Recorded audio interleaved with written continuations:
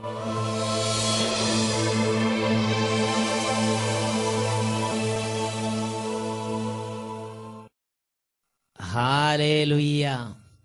വിശുദ്ധ മത്തായിയുടെ സുവിശേഷം 13-ാം അധ്യായം 11-ാം തിരുലിഖിതം. സ്വർഗരാജ്യത്തിൻ്റെ രഹസ്യങ്ങൾ അറിയാനുള്ള വരം നിങ്ങൾക്കാണ് നൽകപ്പെട്ടിരിക്കുന്നത് എന്നരുളി ചെയ്ത യേശുക്രിസ്തുവിൻ്റെ അത്ഭുത നാമത്തിൽ നിങ്ങൾക്കേവർക്കും കൃപയും സമാധാനവും. Price the Lord. ഇന്ന് നാം ചിന്തിക്കുന്നത് മനുഷ്യൻ കാണുന്നത് പോലെയല്ല ദൈവം കാണുന്നത് എന്നതിനെ കുറിച്ചാണ്. യെശയ്യായുടെ പുസ്തകം 40-ാം അധ്യായം 12-ഉം 13-ഉം തിരുലിഖിതങ്ങൾ. കൈക്കുമ്പിളിൽ ആഴികളെ അളക്കുകയും ആകാശ വിശാലതയെ ചാണിൽ ഒതുക്കുകയും ഭൂമിയിലെ പൊടിയെ അളവുപാത്രത്തിൽ ഉൾക്കൊള്ളിക്കുകയും പർവ്വതങ്ങളുടെ ഭാരം വെള്ളിക്കോലിൽ നിശ്ചയിക്കുകയും കുന്നുകളെ തുലാസിൽ തൂക്കുകയും ചെയ്തവൻ ആരാണ്? ഏത് പ്രബോധകൻ അവിടത്തേക്ക് പ്രബോധനം നൽകും? പ്രിയപ്പെട്ട ദൈവമക്കളെ, മഹാതിശയായ ദൈവത്തിന്റെ സർവശക്തമായ ഒരു സാന്നിധ്യം വലയം ചെയ്യുന്ന സമയത്താണ് ഇപ്പോൾ ഈ വചന ശുശ്രൂഷയിലൂടെ ഞാനും നിങ്ങളും കടന്നുപോയിക്കൊണ്ടിരിക്കുന്നത്. ഒരു വ്യക്തിയുടെ അനുഭവം നിങ്ങളുടെ ശ്രദ്ധയിലേക്ക് കൊണ്ടുവരാം. എൻ്റെ പേര് ഡെന്നി, സ്ഥലം കോട്ടയം ജില്ലയിലെ കാപ്പുംതല. എനിക്ക് എൻ്റെ ചാച്ചൻ്റെ കാലിൽ 2 വർഷം മുമ്പ് ഒരു കല്ല് കയറിയതിനെ തുടർന്നുണ്ടായ ആ രോഗത്തിനുള്ള സൗഖ്യത്തെക്കുറിച്ചാണ് പറയാനുള്ളത്. അന്നത് വലിയ കാര്യമാക്കിയില്ല. എന്നാൽ ഇപ്പോൾ 2-2.5 വർഷത്തിന് ശേഷം ഇപ്പോൾ 3 മാസത്തിലധികമായി വല്ലാത്ത വേദനയും പഴുപ്പും വ്രണങ്ങളുമായി അത് മാറി.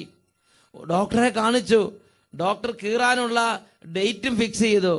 അങ്ങനെ കാലിലെ വ്രണം മുറിച്ചിരിക്കുമ്പോഴാണ് 2011 മെയ് 29-ാം തീയതി നടന്ന അഭിഷേകാഗ്നി വചന ശുശ്രൂഷയിൽ ടെലിവിഷന്റെ മുമ്പിൽ ഞങ്ങൾ പങ്കുചേർന്നത്.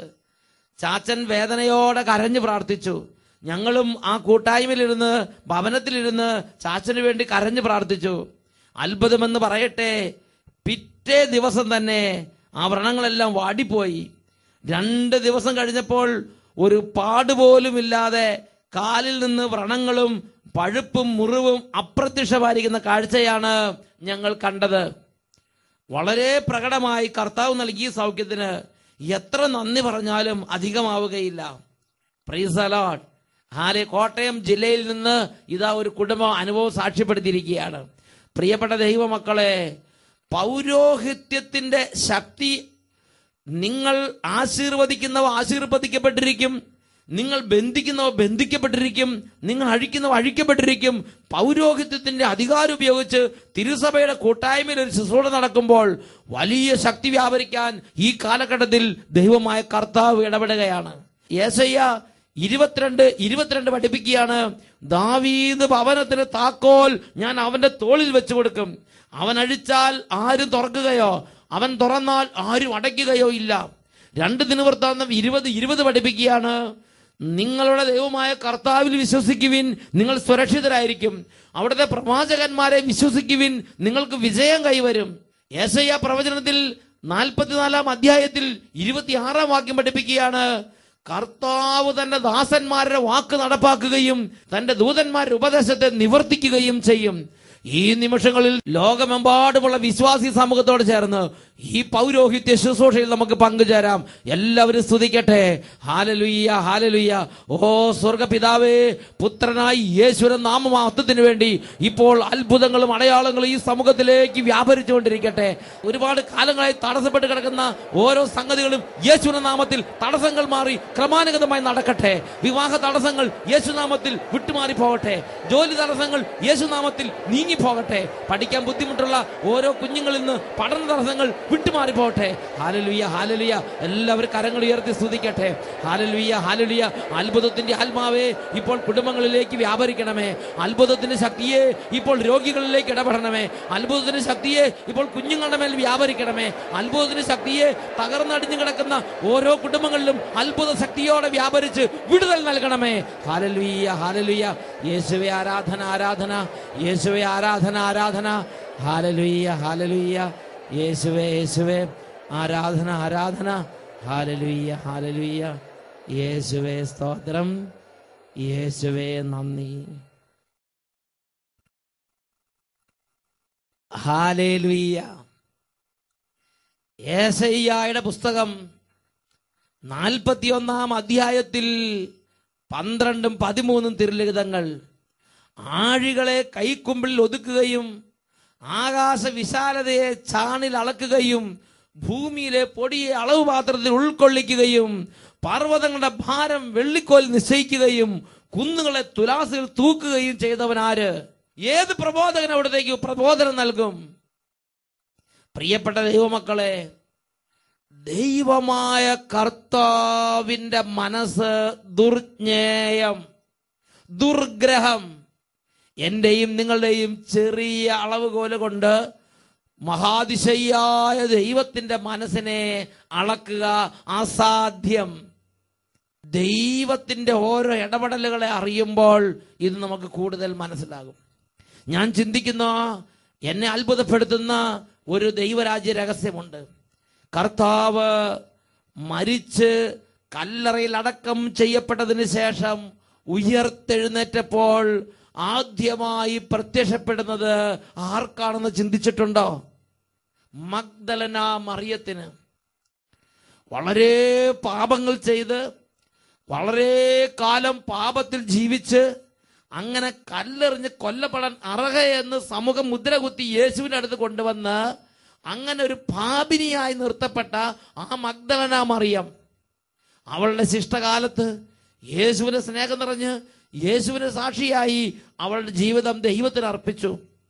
ഈശോ മരിച്ചുയർന്നെഴുന്നേറ്റ് ആഴ്ചയുടെ ആദ്യ ദിവസം തന്നെ ഏറ്റവും ഫസ്റ്റായിട്ട് ആർക്കാണ് തന്റെ ദർശനം നൽകിയത്? ഈ മഗ്ദലന മറിയത്തിന്. ന്യായമായും നമുക്ക് ചിന്തിച്ചാൽ നമുക്ക് വേറെ പലർക്കുമാണ് ഈശോ ദർശനം കൊടുക്കേണ്ടതെന്ന് തോന്നിപ്പോകും. ഈശോയെ ഗർഭം ധരിച്ച് അതിനെ തുടർന്ന് ഒരുപാട് കഷ്ടത, ഒരുപാട് അപമാനം, ഒരുപാട് നിന്ദനം അങ്ങനെ സഹിച്ച പരിശുദ്ധ അമ്മ ആ സന്തോഷ വാർത്ത ഈശോയെ ഗർഭം ധരിക്കുമെന്ന് ദൈവദൂതൻ പറഞ്ഞ അന്ന് തൊട്ട് ഈശോ മരിക്കുന്ന അന്ന് വരെ കണ്ണുനീരും വേദനയോടെ ഈശോയ്ക്ക് വേണ്ടി ജീവിതം അർപ്പിച്ച പരിശുദ്ധ അമ്മ, ആ അമ്മയ്ക്കല്ലേ ഈശോ ആദ്യം പ്രത്യക്ഷപ്പെടേണ്ടിയിരുന്നത്? അതുമല്ലെങ്കിൽ ബഥാനിയയിലെ കുടുംബം, ലാസറിന്റെ കുടുംബം, അവിടെ മർത്ത മറിയ 2 സഹോദരിമാര് യേശുവിനെ ഒരുപാട് സ്നേഹിച്ചിരുന്നവരാണ്. അവർക്കായിരുന്നില്ല ഈശോ പ്രത്യക്ഷപ്പെടേണ്ടിയിരുന്നത്? അതുമല്ലെങ്കിൽ അന്ത്യ അത്താഴ സമയത്ത് ഈശോയുടെ വക്ഷത്തിനോട് ചാരിക്കിടന്ന് ഈശോ സ്നേഹിച്ചിരുന്നൊരു ശിഷ്യനുണ്ടെന്ന് രേഖപ്പെടുത്തപ്പെട്ടിട്ടുണ്ട്. തന്റെ വത്സല ശിഷ്യൻ, ആ വത്സല ശിഷ്യനല്ലേ ഈശോ ആദ്യം പ്രത്യക്ഷപ്പെടേണ്ടിയിരുന്നത്? അതുമല്ലെങ്കിൽ തന്റെ കാലശേഷം തന്റെ സഭയ്ക്ക് നേതൃത്വം കൊടുക്കാൻ കരുതിക്കൂട്ടി ഈശോ പരിശീലിപ്പിച്ച പത്രോസ് അപ്പോസ്തലനുണ്ട്. ആ പത്രോസ് അപ്പോസ്തലനായിരുന്നില്ല ഈശോ പ്രത്യക്ഷപ്പെടേണ്ടത്? ഒന്നുമില്ലെങ്കിലും കുരിശ് മരണത്തിന് ശേഷം ആ മൃതദേഹം കുരിശിൽ നിന്ന് ഏറ്റുവാങ്ങി ആ കല്ലറയിൽ കൊണ്ട് അടക്കിയ ആ ജോസഫ്, ആ അരിമത്യക്കാരൻ, ആ ജോസഫിനല്ലേ പ്രത്യക്ഷപ്പെടേണ്ടിയിരുന്നത്? എന്നാൽ ഇതാ ഈശോ ആഴ്ചയുടെ ആദ്യ ദിവസം കല്ലറയിൽ നിന്ന് ഉയർത്തെഴുന്നേറ്റ് ഈശോ ആദ്യം തന്റെ പ്രത്യക്ഷപ്പെടൽ നൽകുന്നത് മഗ്ദലന മറിയത്തിന്. പ്രിയപ്പെട്ട ദൈവമക്കളെ, നമ്മുടെ ചെറിയ ചിന്തകൾ കൊണ്ട് ദൈവത്തിന്റെ വലിയ മനസ്സിന്റെ ആഴം ഗ്രഹിക്കാൻ കഴിയുകയില്ല. ദൈവമാണ് നീതീകരിക്കുന്നവൻ. ദൈവം നീതീകരിച്ചാൽ ആര് കുറ്റം ആരോപിക്കും? ദൈവം നമ്മുടെ പക്ഷത്തെങ്കിൽ ആര് നമുക്ക് എതിര് നിൽക്കും? വിശുദ്ധ ബൈബിളിൽ റോമാ ലേഖനത്തിൽ 8-ാം അധ്യായത്തിൽ 31-ാം വാക്യം, ഇതിനെക്കുറിച്ച് നാം എന്താണ് പറയേണ്ടത്? ദൈവം നമ്മുടെ പക്ഷത്തെങ്കിൽ ആര് നമുക്ക് എതിര് നിൽക്കും? ദൈവത്തിന്റെ ജ്ഞാനം നിറഞ്ഞ ദൈവാത്മാവിനാൽ പൂരിതനായി ദൈവത്തിന്റെ അപ്പോസ്തലൻ ചോദിക്കുകയാണ്, ഇതിനെക്കുറിച്ച് എന്താ പറയാനുള്ളത്? ദൈവം നമ്മുടെ പക്ഷത്തെങ്കിൽ ആര് നമുക്ക് എതിര് നിൽക്കും? വീണ്ടും റോമാലേഖനം 8-ാം അധ്യായം 33-ാം തിരുലിഖിതം വചനം പഠിപ്പിക്കുകയാണ്, ദൈവം തെരഞ്ഞെടുത്തവരുടെ മേൽ ആര് കുറ്റം ആരോപിക്കും? നീതീകരിക്കുന്നവൻ ദൈവമാണ്. നീതീകരിക്കുന്നവൻ ദൈവം. ദൈവം ഒരാളെ തെരഞ്ഞെടുത്ത് അയാളെ ചേർന്ന് നിന്നാൽ ആർക്ക് കുറ്റം ആരോപിക്കാൻ കഴിയും? മഗ്ദലന മറിയത്തെ ദൈവം ലോകത്തിന് മുമ്പിൽ ഉയർത്തി, വാനോളം ഉയർത്തി. ഭയങ്കരമായി മഗ്ദലന മറിയത്തെ ദൈവം ലോകത്തിന് മുമ്പിൽ വിലയും നിലയുള്ളവളാക്കി ഉയർത്തി നിർത്തി. Hallelujah, hallelujah. ഇതാണ് ദൈവം.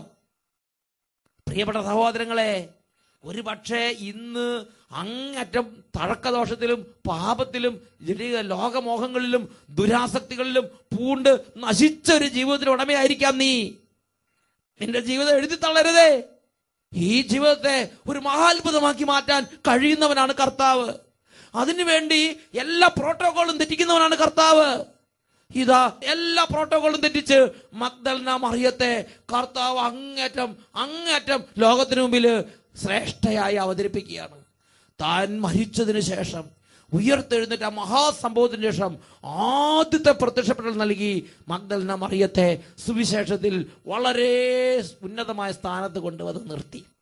അതിനുശേഷമാണ് പത്രോസിനും മറ്റു ശ്ലീഹന്മാർക്കെല്ലാം ഈശോ പ്രത്യക്ഷപ്പെടൽ നൽകുന്നത്. ദൈവത്തിന്റെ മനസ്സിനെ കുറിച്ച് വിശുദ്ധ ബൈബിളിൽ റോമാലേഖനത്തിൽ 11-ാം അധ്യായത്തിൽ ദൈവത്തിന്റെ മനസ്സിനെ കുറിച്ച് അപ്പോസ്തലൻ ആത്മാവ് സംസാരിക്കുകയാണ്. ദൈവത്തിന്റെ മനസ്സ് അറിഞ്ഞവൻ ആര്? റോമാലേഖനം 11-ാം അധ്യായത്തിൽ 33-ാം തിരുലിഖിതം. ദൈവത്തിന്റെ സമ്പത്തിന്റെയും ജ്ഞാനത്തിന്റെയും അറിവിന്റെയും ആഴം എത്ര വിപുലം! അവിടുത്തെ വിധികൾ എത്ര ദുർജ്ഞേയം! അവിടുത്തെ മാർഗങ്ങൾ എത്ര ദുർഗ്രഹം! എന്തെന്നാൽ ദൈവത്തിന്റെ മനസ്സ് അറിഞ്ഞത് ആര്? ദൈവത്തിന്റെ മനസ്സ് അറിഞ്ഞത് ആര്? പ്രിയപ്പെട്ട ദൈവ പൈതലേ, ഇന്നായിരിക്കുന്ന അവസ്ഥയോർത്ത് ദുഃഖിച്ചിരിക്കരുത്. നിന്നെ തന്നെ കുറ്റപ്പെടുത്തരുത്. നിന്നെ തന്നെ എഴുതി തള്ളരുത്. നിന്റെ ദൈവത്തിന് നിന്നെ കുറിച്ച് നിനക്ക് പോലും മനസ്സിലാക്കാൻ പറ്റാത്ത വിധത്തിൽ ഉന്നതമായ ഒരു ചിന്ത ഇരിപ്പുണ്ട്. ഇതാ ബൈബിളിൽ തന്നെ മറ്റൊരു വ്യക്തിയെ നമ്മൾ പരിചയപ്പെടുകയാണ്. അദ്ദേഹത്തിന്റെ പേരാണ് സാവൂൾ. എന്താ സാവൂളിന്റെ പ്രത്യേകത? ഒരുപാട് അഹങ്കാരം, ഒരുപാട് ധാർഷ്ട്യം. സാവൂള് അതിവേഗതയുള്ള കുതിരപ്പുറത്താണ് പോകുന്നത്. അവൻ എസ്തപാനോസിനെ കല്ലെറിഞ്ഞു കൊന്നവനാണ്. അവന്റെ കരങ്ങൾ രക്തമങ്കിലമാണ്. ക്രിസ്തു ശിഷ്യന്മാരെ കൊന്നതിന്റെ രക്തക്കറ പുരണ്ടതാണ് അവന്റെ കൈകള്. അവൻ ജെറുസലേമിലുള്ള വിശ്വാസികളെ ഒരുപാട് ദ്രോഹിച്ചു. അതിനുശേഷം ഡമാസ്കസിലുള്ള സിനഗോഗിലുള്ള വിശ്വാസം സ്വീകരിച്ച, ക്രിസ്തുമാർഗം സ്വീകരിച്ച ക്രിസ്ത്യാനികളെ പീഡിപ്പിക്കാൻ വേണ്ടി അതിവേഗതയുള്ള കുതിരപ്പുറത്ത് അവൻ പോയുകയാണ്. അവൻ ഒരുപാട് അനുയായികളുണ്ട്, അവൻ അധികാരമുണ്ട്. അവൻ അങ്ങനെ മത്തുപിടിച്ച് അവൻ അങ്ങനെ ലോകപ്രകാരം ഇതാ അതിവേഗം പായുകയാണ്. അപ്പോഴാണ് ദൈവം ഇടപെടുന്നത്. ദൈവം ഇടപെടുകയാണ്. പ്രിയപ്പെട്ട ദൈവമക്കളെ, ഈ സാവൂളിനെ ദൈവം പൗലോസാക്കി മാറ്റുകയാണ്. ഈ സാവൂളിനെ കുറിച്ച് അനനിയാസ് എന്ന് പറയുന്ന ക്രിസ്തു ശിഷ്യൻ തനിക്ക് പ്രത്യക്ഷപ്പെട്ട യേശുവിനോട് തന്നെ പരാതി പറയുന്നത് ശ്രദ്ധിക്കുക. അപ്പോസ്തല പ്രവർത്തനം 9-ാം അധ്യായം 13-ാം തിരുലിഖിതം. അനനിയാസ് പറഞ്ഞു, കർത്താവേ, അവിടുത്തെ വിശുദ്ധർക്കെതിരായി അവൻ ജെറുസലേമിൽ എത്രമാത്രം തിന്മകൾ പ്രവർത്തിച്ചിട്ടുണ്ട് എന്ന് വളരെ പേരിൽ നിന്ന് ഞാൻ കേട്ടിട്ടുണ്ട്. കേൾക്കുമ്പോൾ തന്നെ കിടിലം കൊള്ളുന്ന വിധമുള്ള ഒരു തീവ്രവാദി, ഒരു ദ്രോഹി, ക്രിസ്തു സഭയെ ദ്രോഹിച്ചവൻ. ഈ അനന്യാസ് പറയാണ്, അങ്ങയുടെ സഭയ്ക്കും ക്രിസ്തു മാർഗത്തിലേക്ക് തിരിഞ്ഞവർക്കും വേണ്ടി എത്രയോ ദ്രോഹങ്ങളാണ് ഈ മഹാദ്രോഹി ചെയ്തത് എന്ന് ഞാൻ ഒരുപാട് പേരിന്ന് കേട്ടിട്ടുണ്ട് കർത്താവേ എന്ന് അനന്യാസ് കർത്താവിനോട് പറയുകയാണ്. അപ്പോൾ കർത്താവ് അനന്യാസ് കാണുന്ന പോലെയല്ല കാണുന്നത്.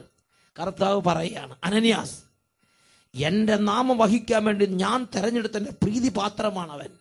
നോക്ക്, സാവൂളിനെ കർത്താവ് വളരെ പോസിറ്റീവായിട്ട് അവതരിപ്പിക്കുകയാണ്. എന്റെ നാമം വഹിക്കാൻ വേണ്ടി ഞാൻ തെരഞ്ഞെടുത്തവൻ. കർത്താവിന് അവനോട് ദേഷ്യമില്ല, കർത്താവിന് അവനോട് പ്രതികാരമില്ല, കർത്താവിന് അവനോട് പ്രത്യേകിച്ച് ഒരു പരിഭവവും ഇല്ല. എൻ്റെ നാമം വഹിക്കാൻ വേണ്ടി ഞാൻ തെരഞ്ഞെടുത്തവൻ സൗളിനെ വളരെ ഉന്നതമായ വിധത്തിൽ അനനിയാസിന്റെ മുമ്പിൽ കർത്താവ് അവതരിപ്പിക്കുകയാണ്. പ്രിയപ്പെട്ട ദൈവങ്ങളെ, അവൻ രക്തക്കറ പുരണ്ടവനാണ്, കൊലപാതകി, ക്രിസ്തു ശിഷ്യന്മാരെ കൊല ചെയ്തവൻ. പക്ഷെ കർത്താവ് ഒരു കൊലപാതകയായിട്ടല്ല കാണുന്നത്. കർത്താവ് ആരെ എഴുതി തള്ളിയിട്ടില്ല. ഇന്ന് നീ ഒരുപക്ഷെ ഒരുപാട് ദ്രോഹം ചെയ്ത് ഒരുപാട് നശിപ്പിച്ചവനായിരിക്കാം. സഭയെ നശിപ്പിച്ചവൻ, കുടുംബത്തെ നശിപ്പിച്ചവൻ, അനേകം ജീവിതങ്ങൾ നശിപ്പിച്ചവൻ, തന്നെ നശിപ്പിച്ചവൻ. ഇനി അങ്ങേ അറ്റത്തെത്തി, ഇനി എനിക്ക് തിരിച്ചു നടപ്പില്ല എന്ന് ചിന്തിക്കുന്ന ഒരു അവസ്ഥയിലായിരിക്കാം നീ. മകനെ, നീ നിന്നെ തന്നെ എഴുതി തള്ളരുത്. കർത്താവ് നിന്നെ കുറിച്ച് ഉന്നതമായൊരു പദ്ധതി കരുതിയിട്ടുണ്ട്. നിന്റെ ദൈവത്തിന് നിന്നെ വ്യത്യാസപ്പെടുത്താൻ കഴിയും. ഈ നിമിഷങ്ങളിൽ അവിടുത്തെ സന്നിധിയിൽ എഴുന്നേറ്റ് എന്ന് നമുക്ക് പ്രാർത്ഥിക്കാം. ഒരിക്കലും ഒരു ജീവിതത്തെയും എഴുതി തള്ളാത്തവനാണ് ബൈബിളിലെ യേശു കർത്താവ്. ഒരുപക്ഷെ നീ മദ്യപാനമോ കൊലപാതകമോ എന്തെങ്കിലും തരത്തിലുള്ള ലൈംഗിക അരാജകത്വമോ ദുശീലങ്ങളോ തഴക്കദോഷങ്ങളോ വൈരാഗ്യമോ ഏതെങ്കിലും കഠിനമായ തരത്തിലുള്ള കൂട്ടുകെട്ടുകളോ ഭീകര പ്രവർത്തനങ്ങളിലോ എന്തെങ്കിലും തരത്തിലുള്ള അവിഹിത ബന്ധങ്ങളിലോ പൂണ്ട് ഇനി ഒരു തിരിച്ചു നടപ്പ് അസാധ്യമെന്ന വിധത്തിൽ ഞെരുങ്ങുന്ന ഒരു അവസ്ഥയിലൂടെ ആയിരിക്കാം കടന്നു പോകുന്നത്. പ്രിയ ദൈവവൈതലേ, ഇന്ന് നീ നിന്റെ ഹൃദയ കർത്താവിലേക്ക് ഉയർത്തി, ഇന്ന് നിന്റെ ഹൃദയ മനസ്സ് ദൈവത്തിലേക്ക് ഉയർത്തി എൻ്റെ യേശുവേ എന്ന് വിളിച്ചാൽ സ്വർഗത്തിന്റെ അനന്ത സമ്പത്ത് നിന്റെ മേൽ വർഷിക്കപ്പെടും. രണ്ട് കരങ്ങൾ ഉയർത്തി ഓരോരുത്തർക്കും ആയിരിക്കുന്ന അവസ്ഥയിൽ കരങ്ങൾ ഉയർത്തി ജീവിക്കുന്ന ദൈവമായ കർത്താവിനെ വിളിക്കട്ടെ. Hallelujah, hallelujah. ഓ ദൈവമേ, ഇന്ന് ലോകത്തിന്റെ ഓരോ മുക്കിലും മൂലയിലും ഇരുന്ന് ഓരോ ദേശങ്ങളിൽ ഇരുന്ന് അങ്ങയുടെ മക്കള് അങ്ങയുടെ നാമം വിളിച്ചപേക്ഷിക്കുന്ന ഈ നിമിഷങ്ങളിൽ തന്നെ യേശുവിന്റെ നാമമഹത്വത്തിന് വേണ്ടി വൻ കാര്യങ്ങൾ കുടുംബങ്ങളിലേക്ക് സംഭവിക്കട്ടെ, ജീവിതങ്ങളിലേക്ക് അത്ഭുതങ്ങൾ സംഭവിക്കട്ടെ. Hallelujah, hallelujah. യേശുവേ, ആരാധന, ആരാധന, ആരാധന. ഓ സാത്താൻ ഉയർത്തിരിക്കുന്ന എല്ലാ നുണചിന്തകളും യേശുനാമത്തിൽ ഛിന്ന ഭിന്നമായി പോകട്ടെ. ഇനി ഞാൻ നന്നാവില്ല, ഇനി എത്ര നോക്കിയാലും നേരെയാവില്ല, ഇനി ആര് നോക്കിയാലും ഞാൻ നന്നാകാൻ പോകുന്നില്ല, ഇങ്ങനെയുള്ള നുണചിന്തകളും അന്ധകാര പീഡകളും യേശുനാമത്തിൽ വിട്ടുമാറി പോകട്ടെ. Hallelujah, hallelujah. യേശുവേ, ആരാധന, ആരാധന, ആരാധന. യേശുവേ, ആരാധന, ആരാധന, ആരാധന. Hallelujah, hallelujah. യേശുവേ, ആരാധന, ആരാധന. യേശുവേ സ്തോത്രം, യേശുവേ നന്ദി. Hallelujah, hallelujah. യേശുവേ ആരാധന, യേശുവേ സ്തോത്രം. യേശയ്യ 55:8 ആകാശം ഭൂമിയേക്കാൾ ഉയർന്നു നിൽക്കുന്നു, അതുപോലെ എന്റെ ചിന്തകളും എന്റെ വഴികളും നിങ്ങളുടേതിനേക്കാൾ ഉന്നതമത്രേ. Praise the Lord.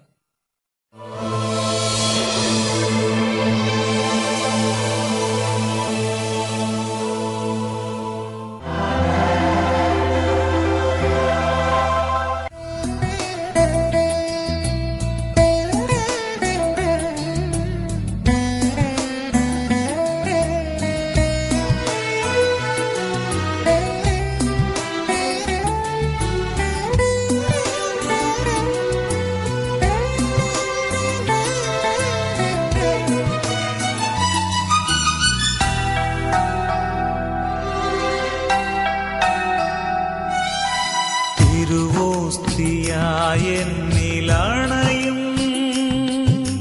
സ്നേഹം, ദൈവസ്നേഹം അകതാരിലലിയാൻ വരുന്നു. സ്നേഹം എൻ്റെ ഈശോ തിരുവോസ്തിയായി എന്നിലണയും സ്നേഹം, ദൈവസ്നേഹം അകതാരിലലിയാൻ വരുന്നു. സ്നേഹം എൻ്റെ ഈശോ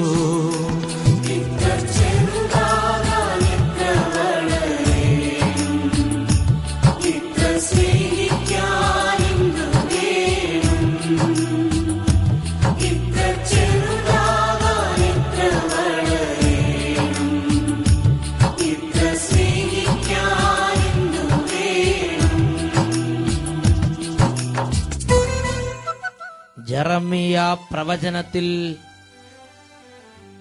ദൈവത്തിന്റെ വചനം വെളിപ്പെടുത്തുകയാണ്. വിദൂരത്ത് നിന്ന് കർത്താവ് അവന് പ്രത്യക്ഷനായി അരുളി ചെയ്തു, എനിക്ക് നിന്നോടുള്ള സ്നേഹം അചഞ്ചലമാണ്. പ്രിയപ്പെട്ട ദൈവ പൈതലേ, ഏതവസ്ഥയിലാണെങ്കിലും കർത്താവിന് ഇടപെടാൻ പറ്റും. ഇരുകരങ്ങളും കർത്താവിന്റെ സന്നിധിയിലേക്ക് ഉയർത്തുക. ഈ നിമിഷം പൊട്ടിക്കരഞ്ഞ് അവിടുത്തെ നാമത്തെ വിളിച്ചപേക്ഷിക്കുക.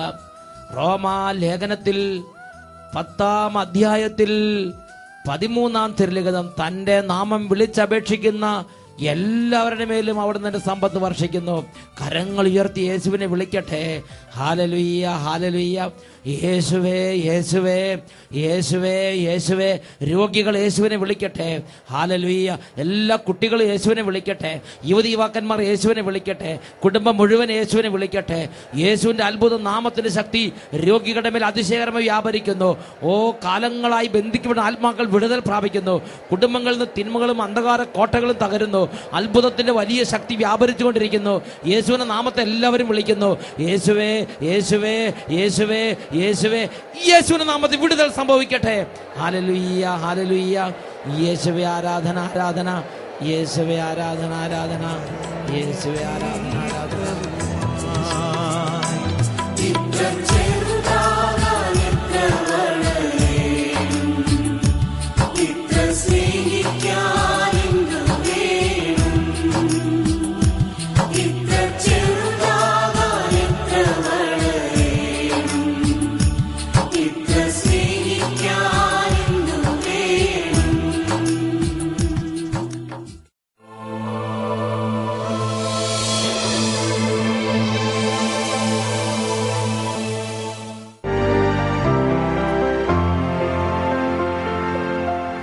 എൻ്റെ പേര് സിബി എന്നാണ്.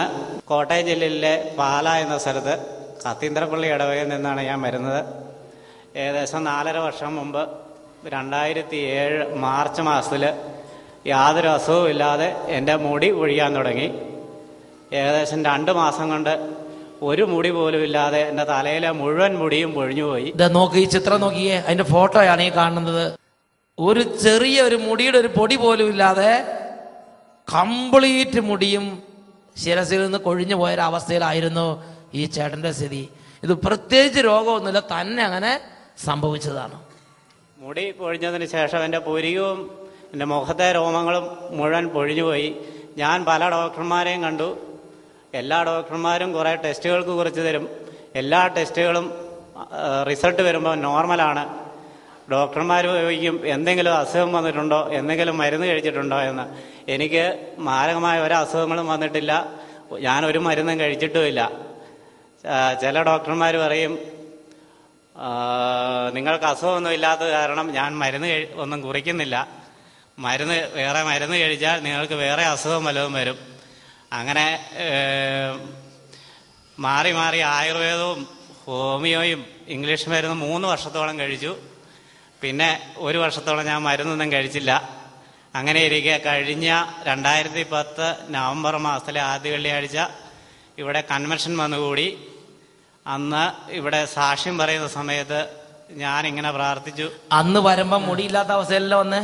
മുടിയില്ലാത്ത അവസ്ഥയിൽ ഞാനൊരു തൊപ്പി വെച്ചാണ്ടാണ് വന്നിരുന്നത്. ഈ ഫോട്ടോയിൽ കാണുന്ന അതേ അവസ്ഥയിലാണ് അന്ന് വന്നിട്ട്. ഈ ഫോട്ടോ നിങ്ങൾ നോക്കിയേ, ശരിക്കും പുരുകം പോലും ഇല്ലാതെ കംപ്ലീറ്റ് അത് നഷ്ടപ്പെട്ട ഒരു സ്ഥിതിയിലായിരുന്നു ആ ഫോട്ടോ അദ്ദേഹത്തിന്റെ അന്നത്തെ അവസ്ഥ.